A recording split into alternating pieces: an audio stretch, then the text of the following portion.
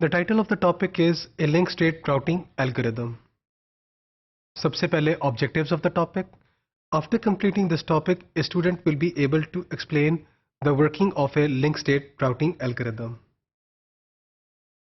Figures and the material they have been adapted from the book with the title Computer Networking, a top-down approach by Caruso and Ross. IP packet, when it arrives to a router, the router indexes a forwarding table and determines the link interface to which the packet is to be directed. तो जब router के पास एक IP packet आता है तो उसने किस interface पे उसको भेजना है, this is being done with the help of a forwarding table. Routing algorithms operating in the network routers, they exchange and compute the information that is used to configure these forwarding tables. तो ये जो forwarding tables हैं, ये इनको populate कैसे किया जाता है? कुछ information है जो routers आपस में exchange करते हैं. वो information जब exchange करते हैं तो ये forwarding tables की entries populate की जा सकती हैं. The job of routing is to determine good paths from the senders to the receivers through the network of routers. What is a good path? A good path is one that has the least cost. ये जो least cost है, ये इसके कई मायने हो सकते हैं. For example, the least cost can be tied up with physical length of the link. It could be the link speed of the speed of the link. It could also be tied up with this monetary cost which can be associated with it. तो जो least cost है, ये कई जब आपको जो cost है उसको different meanings में हो सकती हैं. तो आप चाहते हो कि वो जो path है जहाँ पे जहाँ पे cost को minimize किया जाए उसको obtain किया जाए.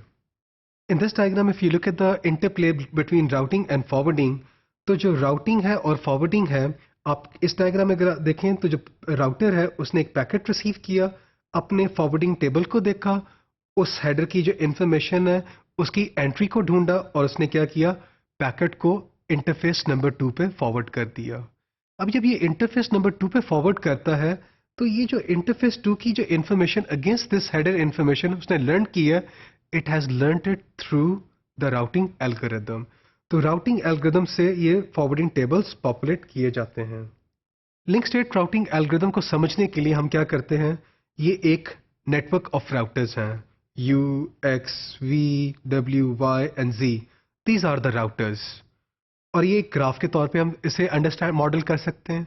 ग्राफ की नोटेशन है G और इसके अंदर जो एलिमेंट्स है वो N और E हैं. N क्या चीज़ है, set of the routers, U, V, W, X, Y, Z. E क्या चीज़ है, E is the set of the links. U और V के दरमियान एक लिंक है, U और X के दरमियान एक लिंक है, V X के दरमियान लिंक है, V W के दरमियान and so on. So E is the set of the links. तो ये एक ग्राफ दिखाया गया है जिसके अंदर आपके पास you have shown 6 routers which are connected with each other. अब एक पाथ है x1, x2, xe up to xp. इस पाथ की जो कॉस्ट है वो कैसे डिटरमिन की जाती है, x1 और x2 के दरमियान की कॉस्ट प्लस x2 और x3 की cost plus plus and up to x plus p minus 1 comma xp. तो इन सब लिंक्स की कॉस्ट को अगर हम सम अप करें, this will give us the cost of a path. अगर फॉर एग्जांपल अगर हम इस डायग्राम में देखें तो U और Z के दरमियान there are many paths that exist. अगर if I count all those paths, for example one possible path is U, X, Y, Z. अगर U एक पैकेट रिसीव करता है जिसकी डेस्टिनेशन Z है तो वो पाथ क्या अडॉप्ट कर सकता है, U से X, X से Y और Y से Z. एक और पॉसिबल पाथ क्या हो सकता है, Y से W और W से Z. तो many paths exist between U and Z. Actually, if I count all these, if you list all these paths, possible paths, इस पर्टिकुलर एग्जाम्पल के लिए कितने पाथ्स हैं, 17 पाथ्स हैं. अब क्वेश्चन क्या अराइज होता है, द क्वेश्चन अराइजेज कि ये जो लीस्ट कॉस्ट पाथ है U और Z के दरमियान, ये कौन सा है. जो राउटिंग एल्गोरिथम है उसकी जॉब होती है कि वो जो लीस्ट कॉस्ट पाथ है उसको डिटरमिन करे सोर्स राउटर से और डेस्टिनेशन राउटर्स के दरमियान. Link state routing algorithm is one of such algorithms, routing algorithms. But this algorithm uses the global information. इसको नेटवर्क की कंप्लीट टोपोलॉजी, उनकी लिंक कॉस्ट, ये उसे नोन होनी चाहिए. ये इंफॉर्मेशन कैसे लर्न कर सकते हैं सारे routers. This piece of information they can learn by broadcasting. हर नोड, हर राउटर क्या करे, अपने साथ जो अटैच्ड राउटर्स हैं उनकी कॉस्ट को लर्न करके फॉरवर्ड कर दे, ब्रॉडकास्ट कर दे सबके साथ। तो सबके साथ जब इंफॉर्मेशन शेयर होगी तो सारे राउटर्स टोपोलॉजी भी लर्न कर लेंगे और कॉस्ट को भी लर्न कर लेंगे। हम ये नोटेशन यूज करते हैं अपनी इसकी वर्किंग को अंडरस्टैंड करने के लिए।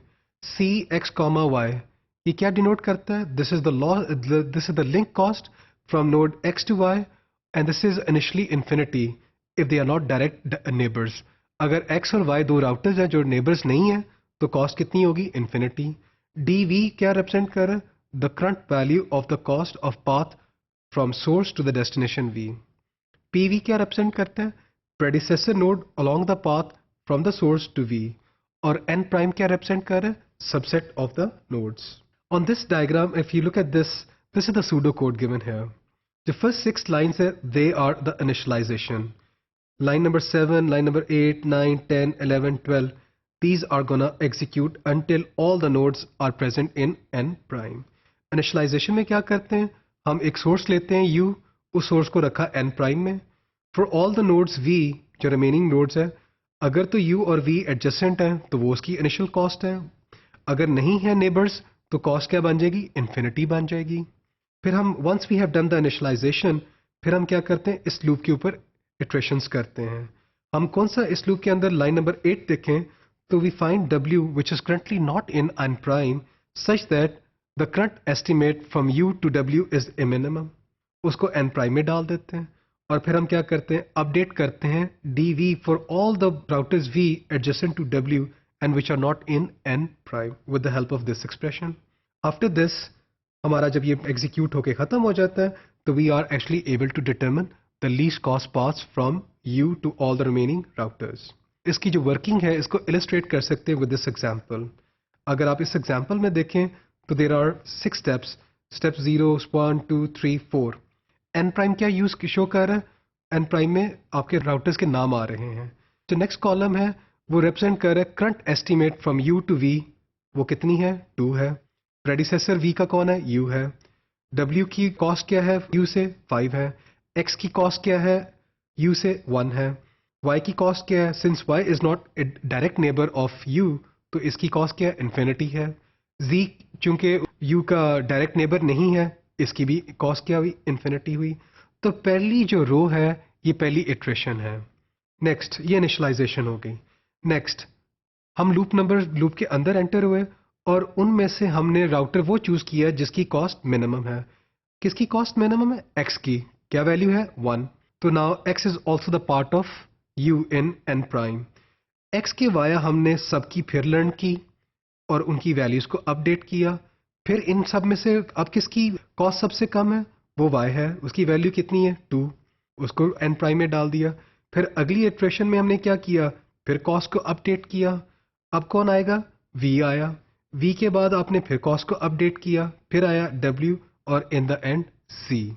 तो इस एल्गोरिथम के चलने के बाद अगर आप देखें हमारे पास जो शॉर्टेस्ट पाथ ट्री बनता है वो ये बनता है u x v y w z। और फॉरवर्डिंग टेबल क्या बनेगा? अगर आपका जो राउटर u है एक पैकेट रिसीव करता है जिसकी डेस्टिनेशन v है तो किसको हैंड ओवर कर दे? x को हैंड ओवर कर दे। अगर u के पास एक पैकेट आता है जिसकी डेस्टिनेशन x है, किसको हैंड ओवर कर दे? u x के इंटरफेस पे। अगर u एक पैकेट रिसीव करता है जिसकी डेस्टिनेशन क्या है? y है, तो किस इंटरफेस पे? x पे। अगर w के लिए करता है u x को कर दे। अगर एक ऐसा पैकेट रिसीव करता है जिसकी डेस्टिनेशन क्या है? z है, तो उसका प्रेडिसेसर कौन होना चाहिए? x। तो इस टॉपिक में हम लोगों ने जो लिंक स्टेट राउटिंग एल्गोरिथम है जो बेस किसके ऊपर कर रहा था? डाइक्स्ट्रास एल्गोरिथम के ऊपर बेस कर रहा था, हमने इसको अंडरस्टैंड करने की कोशिश की है।